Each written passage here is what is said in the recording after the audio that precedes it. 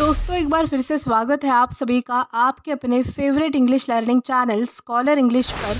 मेरा नाम है दीपिका कुमावत और मैं इस चैनल पर वेरियस कॉम्पिटिटिव एग्ज़ाम्स के लिए इंग्लिश सब्जेक्ट टीच करती हूँ। तो बेसिकली आज के इस वीडियो में हम डिस्कस करने जा रहे हैं द हिंदू एडिटोरियल का वोकैब एनालिसिस।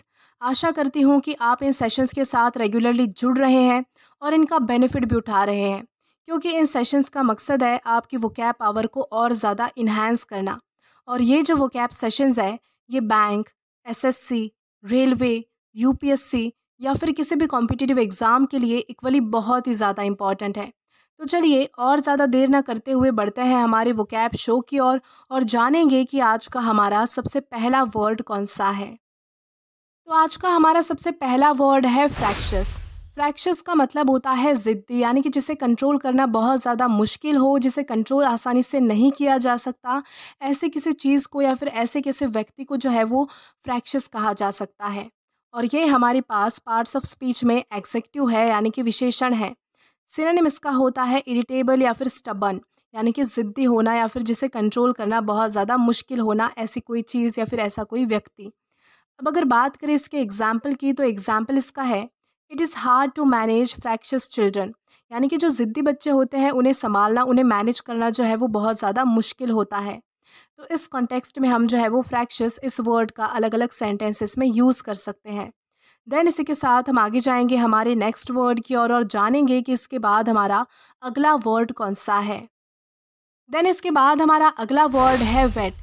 वेट का मतलब होता है जांच करना, यानी कि जब भी आप किसी चीज़ को जो है वो अच्छे से चेक करते हो, उसे जो है वो उसकी जांच पड़ताल करते हो, उसे अच्छे से एग्जामाइन करते हो, चेक करते हो, तो उसे कहा जाएगा वेट।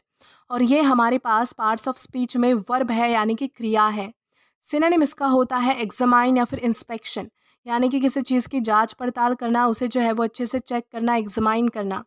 अब अगर बात करें इसके एग्जाम्पल की, तो एग्जाम्पल इसका है the lawyer is conducting a waiting of the documents, यानी कि जो लॉयर है वो सारे डॉक्यूमेंट्स की जो है वो जांच पड़ताल कर रहा था, उन्हें अच्छे से जो है वो चेक करके एग्जामाइन कर रहा था। तो इस कॉन्टेक्स्ट में हम जो है वो वेट इस वर्ड का अलग अलग सेंटेंसेस में यूज़ कर पाएंगे। देन इसी के साथ हम आगे चलेंगे हमारे नेक्स्ट वर्ड की ओर और जानेंगे कि इसके बाद हमारा अगला वर्ड कौन सा है। तो इसके बाद हमारा अगला वर्ड है रीकिंडल। रीकिंडल का मतलब होता है फिर से शुरू करना, यानी कि किसी चीज़ की फिर से शुरुआत करना या फिर किसी चीज़ को पहले जैसा बना देना, उसे कहा जाएगा रीकिंडल। और ये हमारे पास पार्ट्स ऑफ स्पीच में वर्ब है, यानी कि क्रिया है। सिनोनिम इसका होता है रिन्यू या फिर रिस्टोर, यानी कि किसी चीज़ को जो है वो पहले जैसा बना देना या फिर किसी चीज़ की फिर से शुरुआत करना, नए सिरे से शुरुआत करना, उसे कहा जाएगा रिन्यू या फिर रिस्टोर, जो कि हमारे रीकिंडल का सिनोनिम है। अब अगर बात करें इसके एग्जाम्पल की, तो एग्जाम्पल इसका है the sisters decided to rekindle their bond by going on a vacation together, यानी कि दो बहनों ने क्या किया कि ये डिसाइड किया कि वो वैकेशन पे जाकर, यानी कि छुट्टियां मनाने के लिए जाकर जो है वो वहाँ पर अपने रिश्ते की फिर से शुरुआत करेंगी, यानी कि अपने रिश्ते को जो है वो और भी ज़्यादा बेहतर बनाने की, पहले जैसे बनाने की कोशिश करेंगी। तो इस कॉन्टेक्स्ट में हम जो है वो रिकिंडल इस वर्ड का अलग अलग सेंटेंसेस में यूज़ कर पाएंगे। देन इसी के साथ हम आगे जाएंगे हमारे नेक्स्ट वर्ड की ओर और जानेंगे कि इसके बाद हमारा अगला वर्ड कौन सा है। तो देन इसके बाद हमारा अगला वर्ड है स्ट्राइड। स्ट्राइड का मतलब होता है कदम, यानी कि प्रगति की ओर कदम बढ़ाना, यानी कि जब भी आप किसी चीज़ के लिए स्टेप लेते हो, यानी कि कदम उठाते हो, तो उसे कहा जाएगा स्ट्राइड। और ये हमारे पास पार्ट्स ऑफ स्पीच में नाउन है। सिनोनिम इसका होता है प्रोग्रेस या फिर डेवलपमेंट, यानी कि किसी चीज़ की डेवलपमेंट होना, प्रोग्रेस होना, उन्नति होना, प्रगति होना या फिर विकास होना।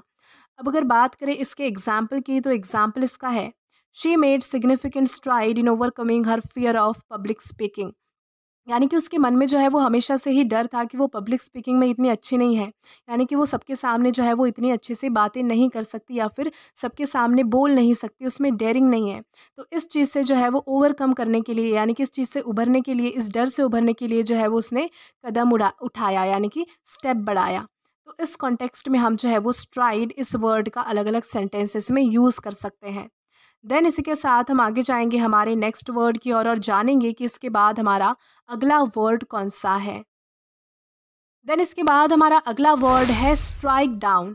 स्ट्राइक डाउन का मतलब होता है अमान्य करना, यानी कि किसी चीज़ को अस्वीकार करना, किसी चीज़ को अवॉइड कर देना या फिर किसी चीज़ को जो है वो हटा देना, यानी कि उसे स्वीकार न करना, तो उसे कहा जाएगा स्ट्राइक डाउन। और ये हमारे पास एक फ्रेजल वर्ब है। सिनोनिम इसका होता है नलीफाई या फिर इनवैलिडेट, यानी कि किसी चीज़ को अस्वीकार कर देना, अमान्य कर देना। अब अगर बात की जाए इसके एग्जाम्पल की, तो एग्जाम्पल इसका है the court is striking down the law because it violets the constitution. यानी कि जो कोर्ट है उन्होंने जो है वो एक रूल को, एक लॉ को, यानी कि कानून को जो है वो अमान्य कर दिया, उसे अस्वीकार कर दिया, क्योंकि वो कॉन्स्टिट्यूशन के नियमों को जो है वो उनका उल्लंघन कर रहा था। तो इस कॉन्टेक्स्ट में हम जो है वो स्ट्राइक डाउन इस फ्रेजल वर्ब का अलग अलग सेंटेंसेस में यूज़ कर सकते हैं। देन इसी के साथ हम आगे जाएंगे हमारे नेक्स्ट वर्ड की ओर और जानेंगे कि इसके बाद हमारा अगला वर्ड कौन सा है। देन इसके बाद हमारा अगला वर्ड है प्लंज। प्लंज का मतलब होता है गिरना या फिर गिरावट आना, यानी कि जब भी कोई चीज़ जो है वो कम हो जाती है, उसमें गिरावट आ जाती है, तो उसे कहा जाएगा प्लंज। और ये हमारे पास पार्ट्स ऑफ स्पीच में वर्ब है, यानी कि क्रिया है। सिनोनिम इसका होता है ड्रॉप या फिर डिक्रीज, यानी कि किसी चीज़ में कमतरता आना या फिर गिरावट आ जाना। अब अगर बात करें इसके एग्जाम्पल की, तो एग्जाम्पल इसका है the company faced loss after the stock market plunge, यानी कि स्टॉक मार्केट में जो है वो गिरावट आने की वजह से जो है वो कंपनी को नुकसान जो है वो उसका सामना करना पड़ा, यानी कि लॉस फेस करना पड़ा। तो इस कॉन्टेक्स्ट में हम जो है वो प्लंज इस वर्ड का अलग अलग सेंटेंसेस में यूज़ कर पाएंगे। देन इसी के साथ हम आगे चलते हैं हमारे नेक्स्ट वर्ड की ओर। देन इसके बाद हमारा अगला वर्ड है स्केप्टिकल। स्केप्टिकल का मतलब होता है संदेहपूर्ण, यानी कि शक होना। यानी कि आपको जब भी किसी चीज़ पर डाउट होता है, शक होता है, तो उसे कहा जाएगा स्केप्टिकल। और ये हमारे पास पार्ट्स ऑफ स्पीच में एग्जेक्टिव है, यानी कि विशेषण है।